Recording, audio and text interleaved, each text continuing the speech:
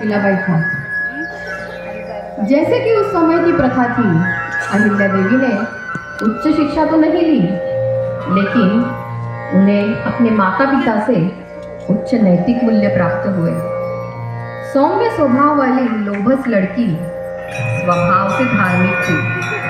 जैसे जैसे कली खिलती है, वैसे वैसे देवी अहिल्या सद्गुण, संस्कार और धार्मिकता के गुणों से परिपक्व बनती गई।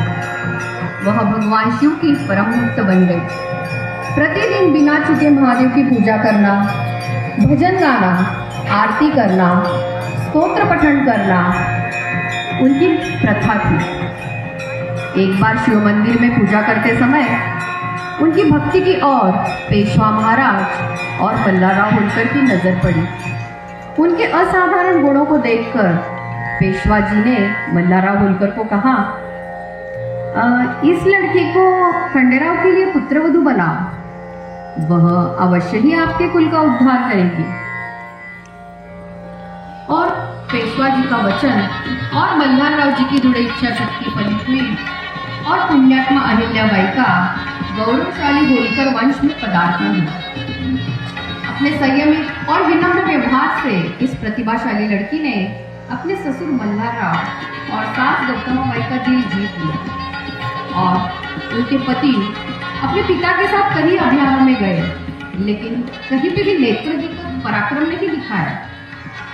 उन्हें जल्द ही एहसास हो गया कि मैं जितनी सात्विक और धार्मिक हूँ, उससे विपरीत उनके पति खुशमिजाज और रंगीन व्यक्ति है। यद्यपि उनके मन में बसी तस्वीर टूट चुकी थी, फिर भी उसने अपने दिल का दर्द दबा लिया। समय के साथ वह पुत्र मालेराव और पुत्री मुक्ताबाई की मां बनी। मल्हारराव को अपने बेटे के अवगुणों का पता था और वो अपनी बहू के गुणों की भी सराहना करते थे। उन्हें अपनी बहू के कर्तृत्व पर विश्वास था। युद्ध पर जाते समय वे अहिल्याबाई को राज्य के प्रशासन के बारे में जानकारी देते, उन्हें अधिक से अधिक जिम्मेदारियां सौंपते। वह पूरे मन और दिमाग से प्रशासन पर ध्यान दे रही थी। वैसे तो सब कुछ ठीक चल रहा था, लेकिन भगवान को यह मंजूर नहीं था। अहिल्या के उग्र परीक्षा का समय आया। देवी अहिल्या के जीवन में घनघोर अंधेरा छा गया था। पति के अकाल मृत्यु के कारण वो अत्यंत दुखी हुई। उसने सती होने का निर्णय लिया, जैसे कि उस समय की प्रथा थी। मल्हारराव अति दुख से ग्रस्त हो गए। एक ओर अपने युवा पुत्र का चिरकालीन वियोग तथा दूसरी ओर बहुमुखी प्रतिभा संपन्न पुत्रवधू का सती जाना उनके लिए मानो मुसीबतों का पहाड़ टूट पड़ा। और राज्य के अनियंत्रित हो जाने का खतरा भी था। उन्होंने अहिल्या से अपना विचार बदलने का निश्चय किया और कहा, बहू, खंडेराव की मृत्यु से मैं बहुत दुखी हूँ। मैं जानता हूँ कि तुम्हारे साथ बहुत बड़ी विपत्ति घटी है और तुम भी सती होना चाहती हो। हाँ, यह सच है। मैं उनके बिना जीने की मेरी इच्छा ही नहीं है। सती होने से तुम्हें व्यक्तिगत पुण्य तो मिलेगा, लेकिन प्रजा का क्या होगा? और प्रजा के लिए प्रशासक की कमी के कारण हमारे शत्रुओं को सुनहरा अवसर मिल जाएगा। राज्य में अराजकता फैल जाएगी। परंतु आबाजी, बेटी, एक शासक के पास व्यक्तिगत सुख और दुख नहीं होते हैं। उसका एकमात्र कर्तव्य जनहित का रक्षण करना है। आप खुद का विचार छोड़कर जनहित का विचार करें। मुझसे वादा करो कि आप इस विचार को त्याग देंगे। अब आप ही मेरा बेटा हो। परंतु आबाजी, लोग क्या कहेंगे और अपनी परंपराएं? बेटी, लोक निंदा का डर मन से निकाल दो। मैं आपके समर्थन में चट्टान की तरह अड़ी रहूंगा। आबाजी, आपके शब्द सही है, पर मन नहीं मानता। मेरा मन विचारों से भरा हुआ है। क्या मैं लोगों की माता हूँ या अपने पति की पत्नी हूँ? कौन सा कर्तव्य श्रेष्ठ है, व्यक्तिगत या सामाजिक? अहिल्य, मैं भी अभी थक गया हूँ, और उसमें ये जवान बेटे का खोने का डर। तुम विचारशील हो, तुम संयमी हो, तुम्हारे रूप में जनता को एक उत्तम शासक मिलेगा। अंततः अपने मन के द्वंद्व को समाप्त करके सामाजिक कर्तव्य पूरा करने का निर्णय लिया। परमादरणीय मल्हारराव जी की सलाह से सहमत हो गई। उनके जीवन में एक अलग ही मोड़ ले लिया। उन्होंने राज्य प्रशासन की शिक्षाओं को बड़ी कुशलता से आत्मसात करना शुरू कर दिया। हालांकि उन्होंने एक भिक्षुणी और एक तपस्वी के रूप में निस्वार्थ भाव से अपना जीवन व्यतीत करना शुरू कर दिया। अब उन्होंने अपना जीवन जनहित के लिए समर्पित कर दिया। एक बार खरगोन में बनारसी दास और तपीदास नामक दो धनी व्यक्ति का निधन हो गया। वे दोनों संतानहीन थे। उनकी दोनों विधवाओं ने अपनी सारी संपत्ति देवी अहिल्याबाई के खजाने में अर्पित करने का निर्णय लिया था। अहिल्या देवी ने उन्हें दरबार में बुलावा भेजा। प्रणाम मातोश्री, आपके बारे में पता चला। आप तो संतानहीन हैं, फिर आप कोई बच्चा गोद लेने के बारे में क्यों नहीं सोच रहे हैं? देवी, हमें लगता है कि हमारी धन संपत्ति उचित मार्ग पर लगनी चाहिए। हमारे पतिदेव ने अपने जीवन में कभी भी दत्तक पुत्र का विचार नहीं किया, तो अब हमें भी ऐसा नहीं करना चाहिए, ऐसा हमें लगता है। आप पर हमारी अटूट भक्ति और विश्वास है। यह धन संपत्ति जनता के कल्याण के लिए उपयोग में आनी चाहिए। तो यह संपत्ति राजकोष में देने के बजाय किसी जन कल्याण योजना के लिए दी जानी चाहिए। उस योजना को आपके पतिदेव से नाम से चलाया जाए और आपको ही उसे लागू करना चाहिए। आप स्वयं उसकी देखरेख करें, जिससे अन्य महिलाओं को काम और पैसा मिलेगा और आपका समय भी अच्छे कार्य में लगेगा। अगर हम ऐसा सोचें तो अन्य महिलाएं भी आत्मनिर्भर बनेंगी और यह एक अच्छा उदाहरण स्थापित करेगा। आप 2-3 दिन यहाँ रुके, हम योजना बनाएंगे और फिर आप अपने गांव में इसे लागू करें। हम आपके साथ हैं।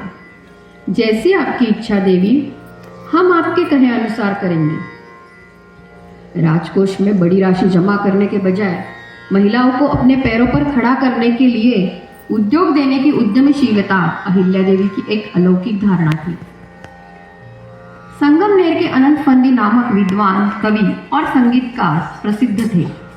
श्रृंगारिक काव्य रचनाओं और प्रभावशाली नृत्य कौशल्य के कारण वे अत्यंत लोकप्रिय थे। उनकी कीर्ति अहिल्या देवी के कानों तक पहले ही पहुंच चुकी थी। उन्होंने कविराज को दरबार में बुलावा भेजा। प्रणाम देवी जी। कविराज, आपकी काव्य रचनाएं अत्यंत प्रभावशाली है और आपकी आवाज भी मधुर है। हमने सुना है कि यह वरदान स्वयं परमेश्वर ने आपको दिया है। यह ईश्वरीय कृपा ही है ना? हाँ हाँ मातोश्री, यह उसी का वरदान है। तो फिर उन्होंने यह देन आपको दी, उनके प्रति आप कृतज्ञता क्यों दिखाते हैं? यदि दंड स्वरूप यह वरदान वापस लिया तो क्या आपको यह स्वीकार होगा? नहीं नहीं कविराज, मनुष्य जन्म अत्यंत कठिनाइयों से प्राप्त होता है और उसमें भी ऐसी विशेष प्रतिभा भाग्य से ही मिलती है। फिर मनुष्य जीवन की दिव्यता को स्पर्श करने के बजाय आप अपनी प्रतिभा को केवल श्रृंगार और भोग विलास में क्यों व्यर्थ कर रहे हैं? विकारों को शांत कर विवेक को जागृत करने का कार्य करना चाहिए। ऐसा काव्य रचे जो जीवन को उन्नति की ओर ले जाए, जिससे राष्ट्र समृद्ध बने और लोगों के मन में शौर्य जागृत हो। आपके जैसे प्रतिभाशाली व्यक्तियों का अनुकरण प्रजा करती है। आप उन्हें सन्मार्ग पर ले जाने का श्रेष्ठ कार्य कर सकते हैं। इस पर विचार करें और अपने सत्सद विवेक को जागृत करें। देवी क्षमा करें। आपके कहने से मुझे अपनी गलती का एहसास हुआ है। मैं आपको वचन देता हूँ कि आज से मैं केवल ऐसी ही रचनाएं करूँगा जो भक्ति और शौर्य से ओतप्रोत हो। कृपया अपना आशीर्वाद बनाए रखिए। कलाकार की प्रतिभा को सही दिशा देने का कार्य शासक का होता है। कलाकृति ऐसी होनी चाहिए जो विकारों को भड़काए या फिर ऐसी जो विवेक को दिव्य शक्ति जागृत कर एक समर्थ समाज का निर्माण कर सके। यह निर्णय शासक और कलाकार को मिलकर लेना चाहिए, लेकिन इसके लिए शासक को स्वयं निस्वार्थ, पवित्र और शुद्ध होना आवश्यक है। उस समय भिल समुदाय का उत्पाद बहुत बढ़ गया था। यह जानने पर कि वे कुछ सामंतों के संरक्षण में जंगल से आने जाने वाले तीर्थयात्रियों को लूट रहे हैं, अहिल्या देवी ने उनके मुखिया को दरबार में बुलावा भेजा। प्रणाम देवी जी, आप जंगल में यात्रियों को लूटकर उन्हें कष्ट क्यों देते हैं? मातोश्री, क्षमा करें, हमारे पास जीविका चलाने का कोई अन्य साधन नहीं है। यदि यात्री स्वेच्छा से हमारी मदद नहीं करते तो हमें उन्हें लूटना पड़ता है। इसके अलावा हमारे पास उपजीविका का कोई और तरीका नहीं है। समाज में हमें कोई सम्मान नहीं मिलता। लोग हमें अत्यंत दुष्ट और नीच समझते हैं। क्या आपको शस्त्र चलाना आता है? और क्या आप उसका उचित उपयोग कर सकते हैं? क्या आप राज्य की सेना में भर्ती होकर अपने राज्य के शत्रुओं के खिलाफ लड़ सकते हैं? हाँ मातोश्री, हम शस्त्र चला सकते हैं। इसके लिए आपको वेतन, शस्त्र और समाज में मान सम्मान मिलेगा। क्या आपको यह स्वीकार है? हाँ मातोश्री, आज से ही लूटपाट बंद। आपका आदेश सर माथे पर। आशीर्वाद दीजिए, अब हमें आज्ञा दीजिए। यहाँ अहिल्या देवी ने भिल्लों के कौशल्य का सकारात्मक उपयोग किया। उनके परिवारों को जमीन और रोजगार दिया गया। इतना ही नहीं बल्कि यात्रियों से एक कौड़ी कर लेकर उनकी सुरक्षित यात्रा की जिम्मेदारी भिल्लों को भी सौंपी गई। इससे यात्री सुरक्षित हो गए और भिल्ल सम्मान पूर्वक जीवन जीने लगे। यही एक कौड़ी कर आगे चलकर भिल कौड़ी के नाम से प्रसिद्ध हुआ। यदि इच्छा हो तो मार्ग अवश्य ही मिलता है। अहिल्या देवी की न्याय व्यवस्था, डाक व्यवस्था, पर्यटन विभाग, धर्मपरायण राज्य व्यवस्था, वाचनालय, वस्त्र उद्योग, युद्ध कौशल्य और स्त्री सेना अत्यंत प्रशंसनीय थी। दिन रात उसकी ही वो चिंता करती थी। उन्होंने राजकोष में अपनी विजय संपत्ति तथा अपनी सास गौतमाबाई के उस समय के 3 लाख रुपए राष्ट्र की उन्नति के लिए उपयोग में लाए। प्रजा के प्रति स्नेहमयी माता, प्रजाहित के प्रति सतर्क प्रशासिका और योगिनी अहिल्या देवी अपने संघर्षमय जीवन में धीरे धीरे थक रही थी। फिर भी उन्होंने अपने व्यक्तिगत दुख को कभी स्थान नहीं दिया। राष्ट्र, धर्म और लोकहित के लिए उनका कार्य निरंतर चलता रहा। भारत की पवित्र भूमि में कई धर्मस्थल हैं जो यवनों के आक्रमणों से खंडित और भ्रष्ट हो गए थे। देवी अहिल्या ने सोमनाथ मंदिर का पुनर्निर्माण कराया, काशी विश्वनाथ मंदिर का पुनर्निर्माण कराया, अनेकों घाट, मंदिर, सड़कें, तालाब बनवाए और कई तीर्थ क्षेत्रों पे अन्न छत्र चलाए। कई तीर्थ क्षेत्रों पे उन्होंने धर्मशालाएं बनवाई। उन्होंने विद्वानों को सम्मानपूर्वक राजकीय आश्रय दिया। लोगों को परखने की उनकी अद्भुत क्षमता थी। भयमुक्त और शोषण मुक्त समाज उनका आदर्श था। इस प्रकार कर्तव्यनिष्ठ, शालीन और अपार शिवभक्त अहिल्याबाई 3 शताब्दियों के बाद भी आज के समाज और शासकों के लिए एक आदर्श है। हे कर्मयोगिनी ज्ञान योगिनी जयतु अहिल्या माता। हे कर्मयोगिनी ज्ञान योगिनी जयतु अहिल्या माता। जय जयतु अहिल्या माता। जय जयतु अहिल्या माता।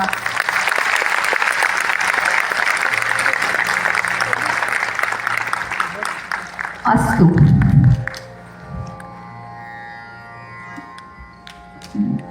मैं अभी आप लोगों को जिन्होंने काम किया है नाटक में उनके कैरेक्टर्स और नाम बता रही हूँ।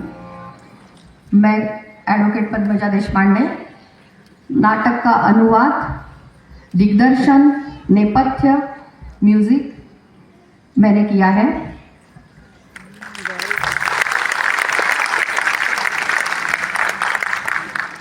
नित्या शर्मा 5 साल की अहिल्या, कनक देव 10 साल की अहिल्या, प्रियांका निफाडकर प्रौढ अहिल्या,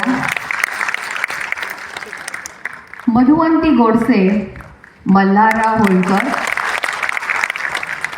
सीमा कुलकर्णी धनिक व्यापारी स्त्री, प्रियांका साळुंके धनिक व्यापारी स्त्री, राही देशपांडे कविराज, विश्रांती जोशी भिल्ल,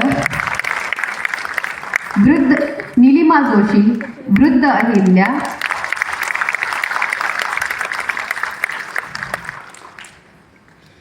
धन्यवाद।